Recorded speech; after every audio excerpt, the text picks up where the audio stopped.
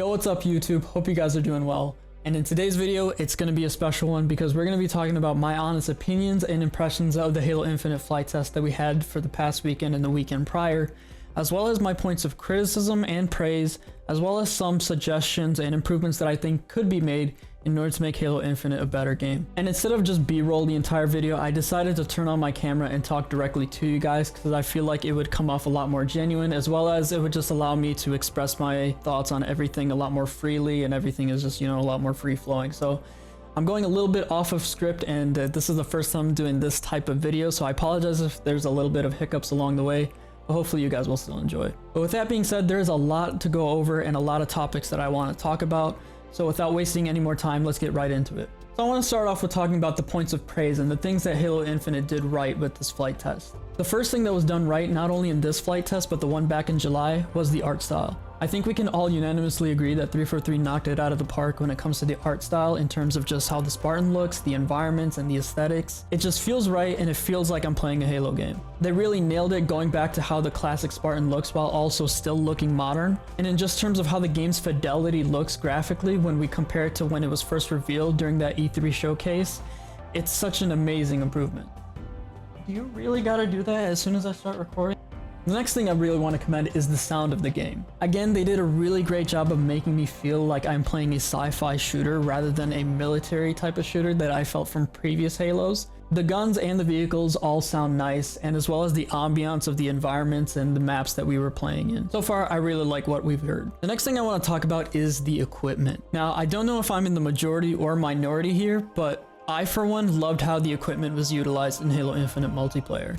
The grapple shot and the repulsor were the most fun to use, and I feel like it brought out the full potential of what the sandbox has to offer. They felt a lot more interactive than the equipment in Halo 3, while at the same time not being as disruptive to the game flow and pacing of the match to like how the armor abilities were in Halo 4 and Halo Reach. In addition to that, I got to try out the thruster pack. It kind of spawned on the map as a glitch, and it was pretty fun to use. It kind of operated like the same way how it did in Halo 5, and I didn't really have any qualms with it. So that was fun. As for the drop wall, I feel like it's a cool idea, and it's a nice new take on how the bubble shield worked in Halo 3. But at the same time, it did feel like a lot more one-dimensional compared to all the other equipment in there, and it kind of, anytime I had a drop wall versus like any other equipment I found on the map, I usually found myself swapping it out. So it'd be nice if they made maybe a little bit of tweaks to it to make it more, you know, viable. But I don't know. Ultimately, I think I would like to see one or two more equipment added that kind of have that same type of versatility that the grapple shot and the repulsor have. And I think with that, you could really push the limits of what the sandbox has yet to offer. But who knows? The next thing I want to talk about is BTB. In my opinion, BTB was the star of the show when it came to the Infinite flight test last weekend. I had a ton of fun messing around with the playlist, and it was so awesome to see on Twitter everybody posting their clips of them doing wacky or insane stuff, and it was just nice to see everybody enjoying Halo. And I think Fragmentation was a great map that showed just what is possible in BTB, and it was a map that really allowed for any type of playstyle, and you could play however you like. The middle of the map was just all vehicular chaos with things like the mongoose or mongoose, warhogs, ghosts, banshees, tanks, all of that just spawning in the middle, and it allowed for that vehicular mayhem that a lot of people go to BTB for. While at the same time, the sides and the corners of the maps were a lot more like of isolated sightlines, where if you prefer to just be on the ground and prefer just gunplay, you were allowed to play like that as well. And for me personally, that's how I like to enjoy playing Halo. So it just felt like the map allowed for a little bit of everything for however you wanted to play. There was still some things that I want to change from BTB, but overall it was a great experience. And as for what those changes are, I'll go over them later on in the video. The next thing I want to talk about is aiming. And before I continue, I just want to put a little asterisk on this because aiming will also fall under my point of criticism, but I will get to that when we get to that point of the video. But the aiming in this flight test, specifically on the second weekend, I don't know what changed between the first and second, but on the second weekend, it felt a lot smoother than it did before. And I'm talking about from the flight test that we had in January.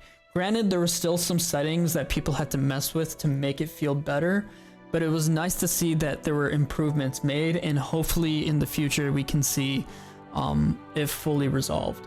The next thing I want to talk about is optimization. And again, I want to preface this by putting in asterisks because this also falls under my point of criticism. But this time around, the flight ran a lot better than it did prior. My frames were a lot higher. I did get a lot less hitches, although we had to, mess with the few settings with like our presets with the ultra presets and low presets and all of that. It did run a lot smoother, and I noticed I was getting a lot better frames than I did back in the flight test in July. So we just went over all of the good things that I took away from the flight test, but now it's time to go over the issues that I think need to be addressed from it. So for area of critique, I'm going to continue where I left off from the points of praises. And the first topic we're going to talk about is aiming. Aiming on controller and mouse and keyboard still has a lot of underlying issues. Now don't get me wrong, aiming felt a lot better this time around compared to when we first had the first flight test in July, but it's still not perfect. And as a AAA FPS title coming out later this year, it has to be downright perfect, especially when there's such a huge emphasis on esports. You can't be having issues on aiming. For controller, heavy aim still felt pretty prevalent, and it felt different from person to person. A lot of people were saying that there was too much aim assist, whereas some people were complaining that there was no aim assist. Whatever setting that 343 wants to go with, it has to be consistent and it has to be fair. And as for mouse and keyboard, I can't speak too much personally on the matter because I only played controller, but based off the feedback I saw on Twitter, M&K felt inconsistent as well. And I was seeing the argument of some people saying that, well, Halo should be only played on controller. It is a controller game. I think that's a very weak argument, and I think that Halo Infinite should be all-inclusive and that both controller players and mouse and keyboard players can coexist, and they should both be able to play the game and have a fair experience. And I think Golden Boy put a pretty good video on Twitter explaining his experience and made a pretty in-depth criticism on how his M&K experience was. Just like how this was a point of praise, it also falls under a point of criticism, and that has to do with the optimization of the game. As for optimization, again, it still has some lingering issues. For me personally, my build ran a lot smoother than it did prior to the flight test in July, and I was averaging around 120 FPS, and I have a 1080 Ti, but I can't speak for other people's experience when they tried running the build. I know a lot of people couldn't launch the game. A lot of people their frames were dropping literally to 0 or to 10 frames, and I get that this was a tech test, but at the same time, with us being this close to release, I would hope that the settings would be a lot more optimized and a lot more people's builds and like their specs were taken into account, and not everybody has the same specs. And at the same time, in order to get those optimal settings that I had to jump through hoops with like messing with the custom presets and whatnot, messing with the frames, putting textures to ultra, and I think it was a lot of these like random settings I had to pull to ultra, and a lot of other things I had to set to low. It just felt like you had to mess with so many settings just to get the right experience.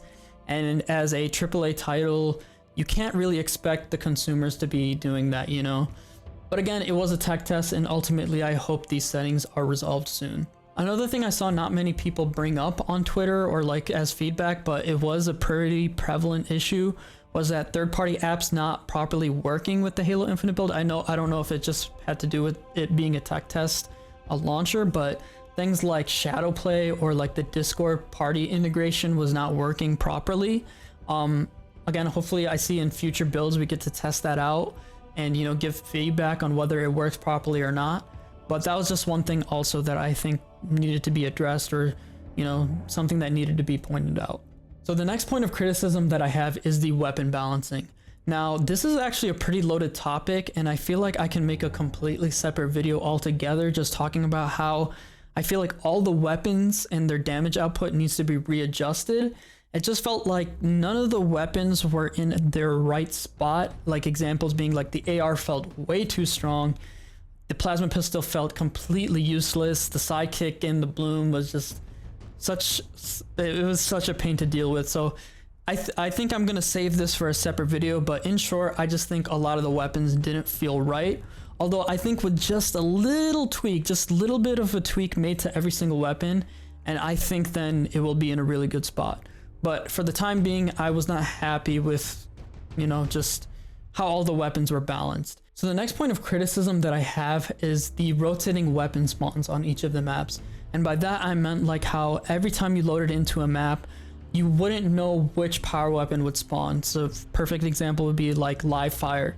Every time you loaded into it, you wouldn't know that the skewer would spawn in the middle or a sniper rifle. Now I know this is a mixed opinion, but for me personally, I was not a big fan of this rotating weapon system. I think having set weapon spawns is important, and it gives the map its identity. For example, like when you played Sanctuary on Halo 2, you knew that there was going to be 2 snipers on each side of the map, and there were even callouts like Sniper Hut, and that kind of determined how the rest of the map and how the rest of the match would play out. And similarly to like in Halo 3 Guardian, there was Sniper Tower and people would fight over for that spot. But it felt like day and night difference when I loaded into a map that spawned with a sniper versus a skewer. And for the example, I'm going to use Behemoth, but like I had the most fun in Arena playing Behemoth when I had sniper rifles, but then it immediately turned into the worst experience I had in Arena when it was just skewer spawns. I get the idea of implementing this rotation, and it gives players a fresh experience or a unique experience every time they load into it. Not every match is going to play the same, but at the same time, I feel like it's not always the best idea when those weapon and rotations don't play as well as they do on certain maps. And in addition to this, I know outside of Arena for BTB, they kind of adopted this smart weapon system where one side of the map will spawn a sniper and the other side of the map will spawn a skewer. Again, I'm using those 2 weapons as an example, but I get the concept of this in the sense that you kind of spawn one side, like one team will have sniper on their side, whereas the other side will have skewer, just to kind of for the other team that's losing to gain momentum in case like they're getting ran. But at the same time, I feel like that's a very, very dangerous area, because then you start to mess with the identity of Halo. And the whole point of Halo is that it's even starts both sides. And so if you suddenly give one side of one team an advantage, it just kind of messes with the formula of Halo. And to top it all off, in terms of like gameplay, if there's a team that has that much of an advantage and it has that much momentum, by spawning a sniper on the losing team's side of the map, that team that's doing well, no matter what power weapon they have, they're going to be taking over the other side of the map, and eventually they're just going to grab that sniper too. And although it's a good idea in theory, I just don't think it will work out well. And I noticed this while playing BTB also. Like, I noticed that there was a sniper on the other side of the map, and although it wasn't fair, I realized that since my team was doing so well, we just grabbed that sniper anyway. And it just feels like although the system was put in place to help the other enemy team, it didn't work out as it intended. So I think they should just go back, don't use this smart system, just have it equal starts, same spawns on both sides of the map. The next point of criticism that I really do not agree with, and I hope that 343 can revert back on, is the multi-kill timer. I think this point of criticism the entire community can agree on based off the feedback that I've seen from it. And sometime last week, this concern was brought up and the community manager at 343 addressed it. And I'm just going to read the exact quotation of it. But they clarified that the multi-kill timer begins at 5 seconds, parity with Halo 5, then increases 0.25 seconds per earned multi-kill with a hard cap of 7 seconds at the top. For many reasons, I am very unhappy with this gameplay decision, and I felt like this change was just made for the sake of change. I know that with Halo 5, they increased the multi-timer from 4 to 5 seconds, and we kind of as a community didn't like that change, but it was like, okay, it was fine considering it was in accordance with Halo 5 sandbox. But now that it can be increased to 7 seconds is a little bit of a stretch. By increasing the timer by this much, it just feels like the weight and the value of the multi-kill is just decreased, and it just won't feel special anymore. So I really hope that they go back to either the 4 second or even the 5 second timer. We'll take the 5 seconds, but it's just, I don't think a lot of people agree with this change and like it. So please, 343, we're begging you, please revert it back. The last point of criticism that I have is the AI voices and Jeff Steitzer. So just speaking on the AI voices, I do think that they can sometimes be a little bit too excessive, and sometimes obnoxious, and I don't mean that in any disrespect to the voice actors behind it.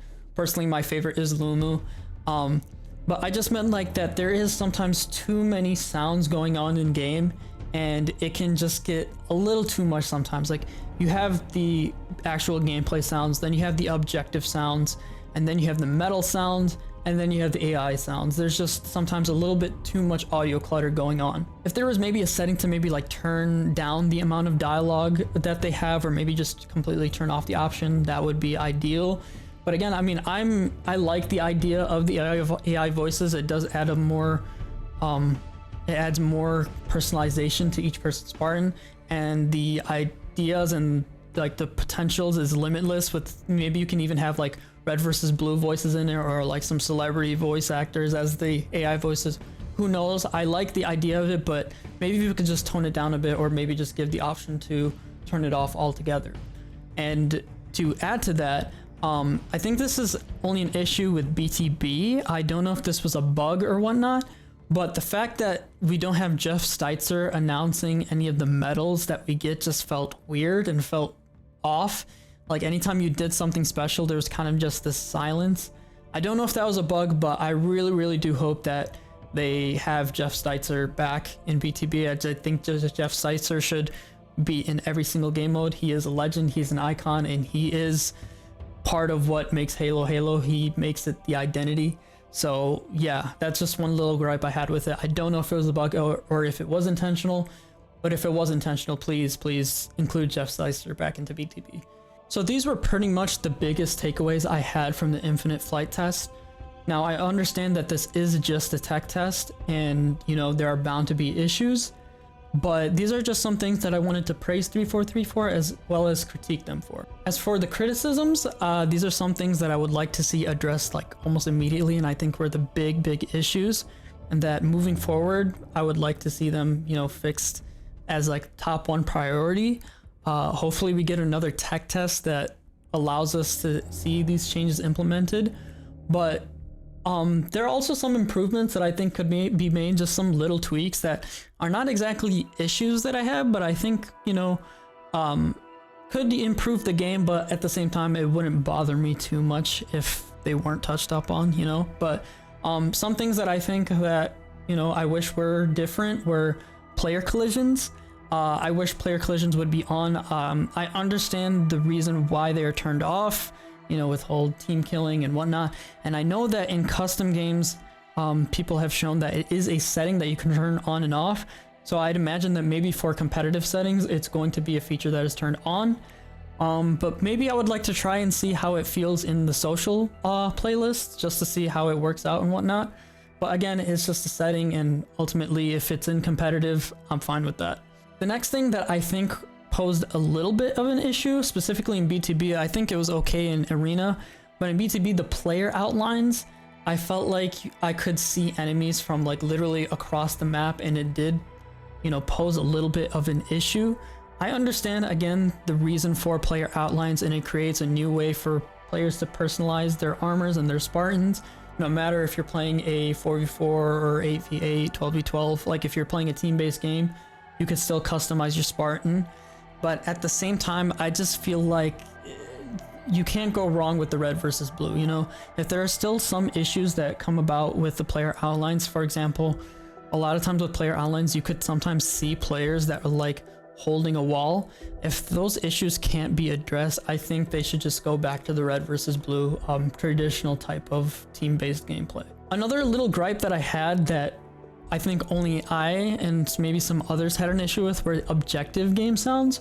Like when I was playing Strongholds, there was kind of, again, it goes back to like the AI sounds and whatnot, but there was a lot of sounds when it was capturing a point, when you capture it, or when it was being taken. There was just a lot of different sounds, and I just felt like there was a lot of clutter.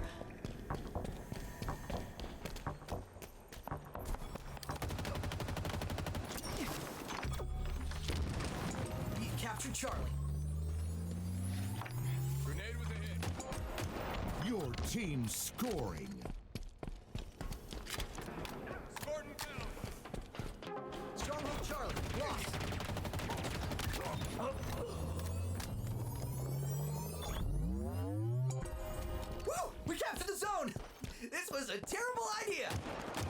So I think that if maybe some of that could be reduced or removed. And on top of that, please, can we bring back the flag taken, flag dropped audio cues from CTF?